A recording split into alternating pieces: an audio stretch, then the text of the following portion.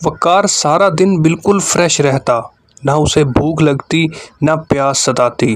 سحری کے وقت بھی وہ تھوڑا سا کھا کر اٹھ جاتا اور افطاری کے وقت بھی بس 2-4 لقمے لے کر ایک طرف ہو جاتا۔ وقار کی یہ عادت بیوی کو حیران کر دیتی تھی، کیونکہ وہ خود تو روزے کی حالت میں شدید بھوک اور پیاس محسوس کرتی، مگر وقار کو دیکھ کر لگتا جیسے اس پر روزے کا کوئی اثر ہی نہیں ہوتا۔ وہ ہمیشہ تر و تازہ اور چاق و چوبند نظر آتا، جیسے اس نے روزہ رکھا ہی نہ ہو۔ بیوی اکثر دل ہی دل میں سوچتی کہ آخر وقار کو بھوک اور پیاس کیوں نہیں لگتی۔ رمضان کا مہینہ چل رہا تھا اور وقار کی بیوی بہت خوش تھی، کیونکہ وقار بچپن سے اس کی پسند تھا۔ شادی کے بعد وہ ہر وقت ہنسی خوشی سے رہتے تھے، کیونکہ ان کی محبت اور پسند کی شادی ہوئی تھی۔ دونوں کے درمیان بے حد محبت اور اپنائیت تھی، اور وقار کا خیال رکھنے کا انداز بھی اسے بہت پسند تھا۔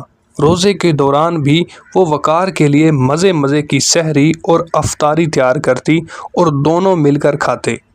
وقار کے ساتھ گزارا ہوا ہر لمحہ اس کے لیے خوشی اور سکون کا باعث تھا۔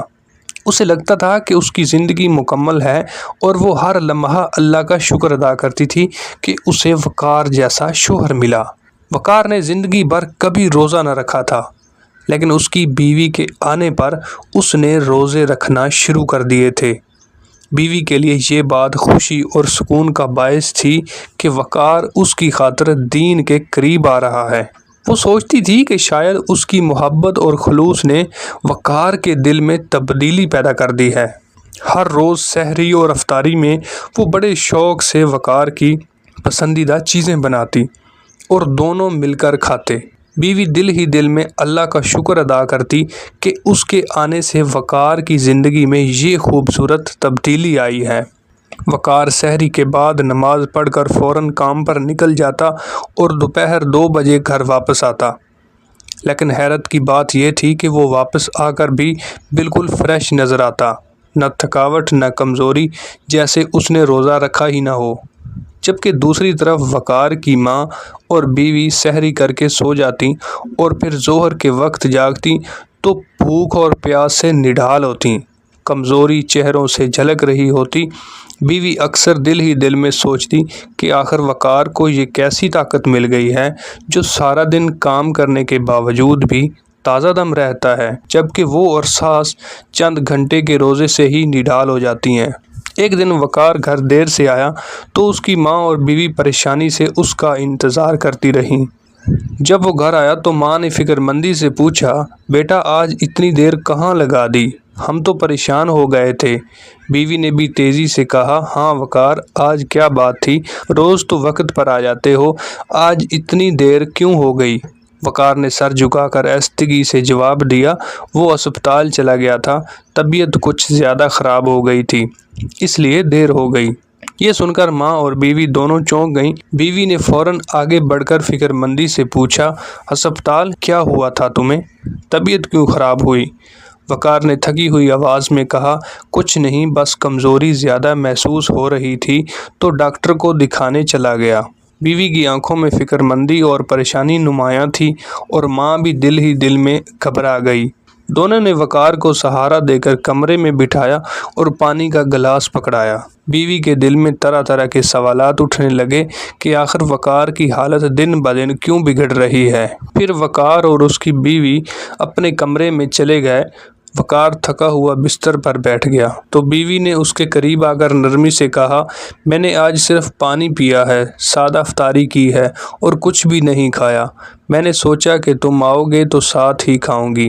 وقار نے حیرانی سے اس کی طرف دیکھا اور بولا، تمہیں انتظار نہیں کرنا چاہیے تھا، کم از کم کچھ کھا تو لیتی۔ بیوی نے مسکراتے ہوئے جواب دیا، کیسے کھا لیتی؟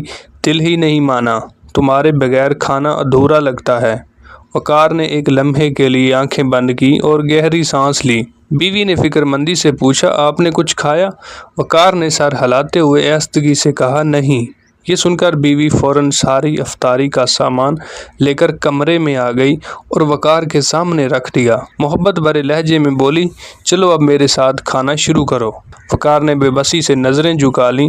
وہ جانتا تھا کہ ڈاکٹر نے اسے سختی سے منع کیا ہے کہ کچھ بھی نہ کھائے، کیونکہ بیماری کے باعث اس کا نظام ہاضمہ کمزور ہو چکا تھا اور کھانا اس کی صحت کے لیے نقصان دہ ثابت ہو سکتا تھا۔ لیکن بیوی کی محبت اور خلوص کے آگے وہ کچھ بول نہ پایا۔ بیوی نے پلیٹ میں کچھ کھانا ڈالتے ہوئے اصرار کیا، وقار اتنی محنت کر کے آئے ہو، کچھ تو کھا لو۔ وقار نے مشکل سے مسکراتے ہوئے کہا، تم کھاؤ، میں بعد میں کھا لوں گا۔ بیوی نے حیرانی سے پوچھا، کیوں، کیا طبیعت ٹھیک نہیں ہے؟ وقار نے بات بدلتے ہوئے کہا، نہیں، بس تھوڑی تھکن ہے۔ بیوی نے کچھ نہ کہا، مگر دل ہی دل میں یہ سوچ کر الجھ گئی کہ آخر وقار کو کیا ہو گیا ہے جو نہ صحیح سے سحری کرتا ہے اور نہ افطاری۔ بیوی نے پیار سے کہا، اچھا لیٹ جاؤ، میں چمچ سے کھلاتی ہوں، منہ کھولو اپنا۔ وقار نے مجبوری میں بیوی کی بات مان لی اور لیٹ گیا۔ بیوی نے دہی بلوں کا چمچ بھر کر اس کے منہ میں ڈالا۔ جیسے ہی وقار نے دہی بلوں کا نوالا نگلا، اچانک اس کی آنکھیں بند ہونے لگیں اور وہ فوراً بے ہوش ہو گیا۔ بیوی گھبرا گئی اور زور سے چلائی، وقار کیا ہوا تمہیں؟ آنکھیں کھولو۔ شور سن کر وقار کی ماں بھی کمرے میں دوڑی چلی آئی۔ دونوں کی حالت غیر ہو گئی۔ بیوی کے ہاتھ کانپنے لگے اور آنکھوں سے آنسو بہنے لگے۔ ماں نے بھی وقار کو ہلایا جلایا، لیکن وہ بے سدھ پڑا رہا۔ بیوی نے روتے ہوئے کہا، اماں یہ کیا ہو گیا؟ میں نے تو بس دہی بلے کھلائے تھے۔ ماں بھی پریشان ہو کر بولی، یا اللہ، یہ کیا ہو گیا میرے بچے کو؟ فوراً ڈاکٹر کو بلاؤ۔ ایمبولینس کو بلایا گیا اور وقار کو فوراً ہسپتال لے جایا گیا۔ وہاں پہنچتے ہی ڈاکٹر نے وقار کو ایمرجنسی وارڈ میں منتقل کر دیا۔ وہی ڈاکٹر جس نے وقار کو کھانے سے منع کیا تھا، غصے سے بیوی کی طرف دیکھتے ہوئے بولا، تم کیسی بیوی ہو وقار کی؟ میں نے صاف منع کیا تھا کہ اسے کچھ نہیں کھلانا، پھر کیوں کھلایا اسے؟ بیوی حیران اور پریشان ہو کر بولی، ڈاکٹر صاحب، آپ نے کب منع کیا تھا؟ مجھے تو کسی نے کچھ نہیں بتایا۔ ڈاکٹر نے مایوسی سے سر ہلاتے ہوئے کہا، کیا وقار نے تمہیں اپنی بیماری کے بارے میں کچھ نہیں بتایا؟ اس کے معدے کا نظام بہت کمزور ہے اور اسے ہر مہینے کم از کم 20 بار گلوکوز کی بوتلیں لگتی ہیں۔ ٹھوس غذا کھانا اس کے لیے خطرناک ہے۔ بیوی کی آنکھوں میں آنسو آ گئے اور وہ بے یقینی سے بولی، یہ کیا کہہ رہے ہیں آپ؟ وقار نے تو مجھے کبھی کچھ نہیں بتایا۔ ڈاکٹر نے افسوس سے کہا، شاید وہ تمہیں پریشان نہیں کرنا چاہتا تھا، مگر سچ یہ ہے کہ یہ بیماری موروثی ہے اور اس کے بچوں کو بھی منتقل ہو سکتی ہے۔ یہ سنتے ہی بیوی کے قدموں تلے زمین نکل گئی۔ اسے سمجھ نہیں آ رہا تھا کہ وقار نے اتنی بڑی بات کیوں چھپائی اور اس کی بیماری اتنی سنگین کیوں ہے۔ رات کے 11 بجے وقار کو ہوش آیا تو اس کی ماں اور اس کی بیوی سامنے کھڑی تھی۔ وقار نے آنکھیں کھولتے ہی انہیں دیکھ کر حیرانی سے پوچھا، کیا ہوا آپ لوگوں کو؟ سوئے کیوں نہیں ابھی تک؟ وقار نے کہا، یار یہ لوگ کیوں مجھے تنگ کر رہے ہیں، مجھے سونے دو۔ بیوی نے وقار کو ہلاتے ہوئے کہا، وقار نے ایسگی سے جواب دیا، جی بیگم۔ بیوی نے چونک کر کہا، خواب میں کیا بول رہے ہو؟ وقار نے گہری سانس لی اور خود کو تسلی دیتے ہوئے سوچا، شکر ہے خواب تھا، مجھے لگا واقعی سب میرے اوپر کھڑے ہیں اور ہم ہسپتال میں ہیں۔ یہ سنتے ہی بیوی نے حیرانی سے کہا، یہ خواب نہیں ہے، تم واقعی ہسپتال میں ہو۔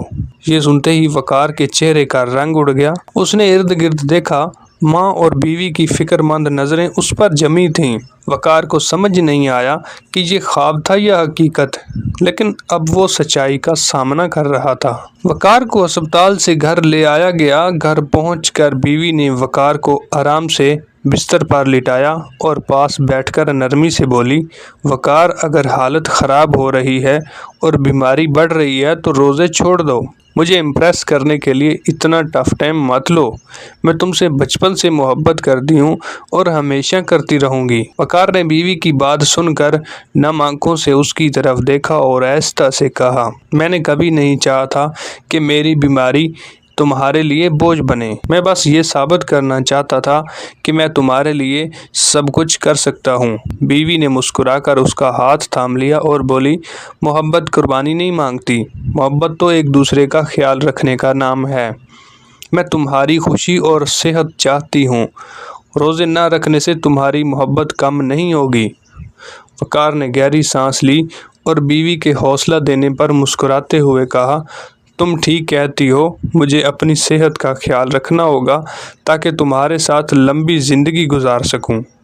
بیوی نے وقار کے ماتھے پر ہاتھ رکھتے ہوئے کہا، بس یہی سمجھداری ہے، میں ہمیشہ تمہارے ساتھ ہوں، چاہے جو بھی ہو۔